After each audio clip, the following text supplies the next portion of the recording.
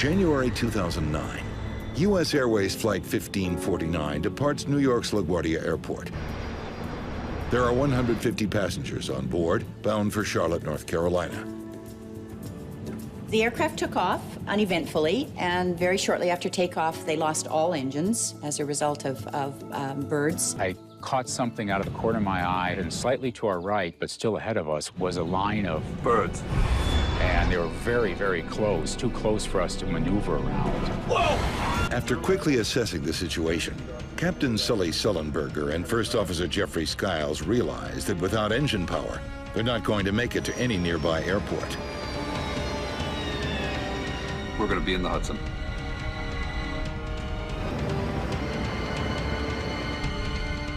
Brace for impact.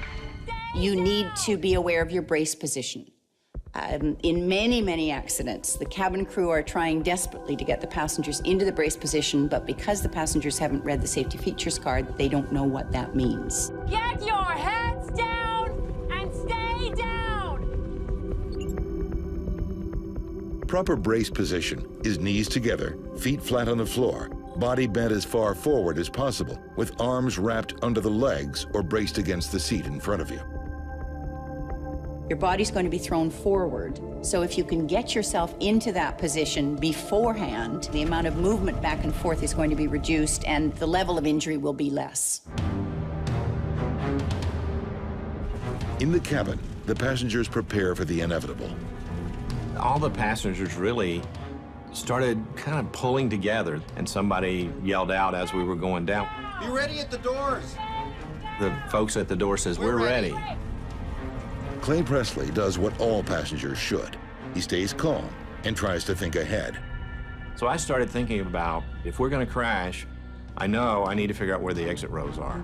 If the water comes in, you need to be able to hold your breath long enough to get to those 4 or 5 rows and get the doors open if you can. But before anyone can escape, they must first survive a high-speed impact. Looked like the airplane was going right for the bottom of the Hudson River. Then the airplane popped up, and it was just sort of gently rocking in the waves. In an instant, the $75 million plane has become an unlikely boat floating down the Hudson River. It's now filling with freezing water. That water was cold. It was very cold, so your feet are freezing. If you land in the Hudson in the middle of the winter, the water is going to be very cold and you're going to suffer from hypothermia very quickly. Their feet and their hands will get numb. They're going to be useless. Passengers nearest the exits open the doors. I just jumped up very quickly and started making my way to the emergency door. And so I worked my way out onto the wing, just a few steps to start with. Fortunately, they had slide rafts rather than just slides, so what they were able to do was evacuate passengers into the slide rafts. In the end, all 150 passengers and the entire crew of Flight 1549 are brought to safety. Another example of how serious aviation accidents often end well.